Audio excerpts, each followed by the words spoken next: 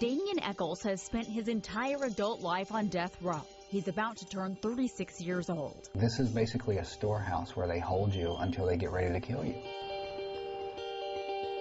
Echols was 19 when he and two other boys were convicted for killing 3 West Memphis second graders in 1993.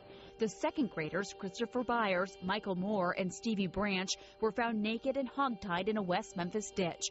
Prosecutors say the murders were part of a satanic ritual. You had nothing to do with any of this? Absolutely nothing.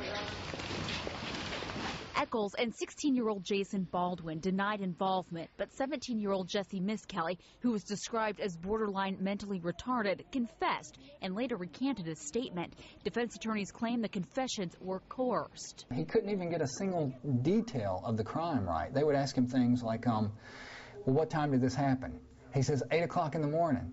Well, they knew that was a lie. They knew it wasn't true because the kids were in school at 8 o'clock in the morning. They didn't care. Baldwin and Miskelly were sentenced to life in prison. Echols was sentenced to die by lethal injection. We showed him the clips from his arrest and trial on a computer, something he hasn't seen since he was in junior high. Have you seen a laptop before? On TV. When you see that clip of you in court, you're kind of sitting back in your chair like that, what were you thinking then? Do you remember that day very clearly? That particular day, no. I mean, you're talking about something that's almost 20 years ago. It's really hard to watch stuff like that for me. You're scared to death, you're angry, and you're numb all at the same time. You know, people ask me a lot of things like, why did you act the way you did? Why did you say this? Why did you not say this? Why did you do that? Why did you not do that? And the answer is, in part, I was a kid.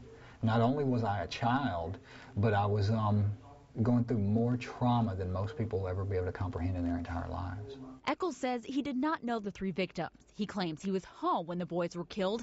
His mother backs up the claim. I was on the time that they say the murders happened. I was on the phone with 3 different people. You know, the attorneys that I had were so incompetent, it boggles the imagination. You know, I asked them, why aren't you going to call these people up on the stand so that they can testify that they were on the phone with me? And they would say, we don't need them. You know, the state's case is so weak and ridiculous as it is, there's no point in even wasting time on this. Echols' new attorneys say those witnesses will be called during a new evidentiary hearing the Arkansas Supreme Court granted earlier this month.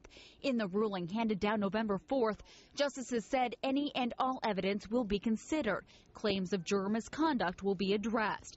Echols' attorneys also plan to present new DNA evidence, saying none of it matches the 3 men convicted. There's a lot more that hasn't come out yet that I can't talk about. I'm absolutely 100% confident that whenever they see the stuff that we have now, there'll be a new trial. The murder of Michael Moore, committed by Damien Echols, was committed in an especially cruel or depraved manner. Echols says he's looking forward to the new hearing. It's that feeling of finally being able to say, see, I told you. This is what I've been trying to tell you. But it's also, there's a nerve-wracking aspect to it of just, you know, having to go through this again.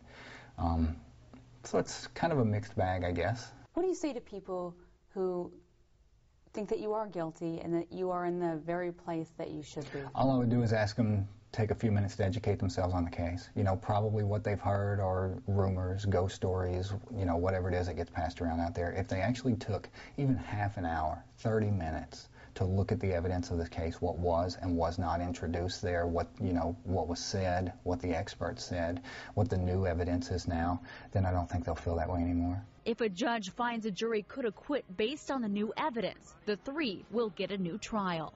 If you get a new trial, that could set you free. Right. Have you really thought about that? I try to. But like I say, I've been locked up for almost 20 years now. So in a lot of ways, it's impossible for me to even imagine what that means now. You know, like I said, it's a different world out there now. I'd never even seen the internet before. So to walk out these gates now would be like walking into a science fiction novel in a lot of ways for me.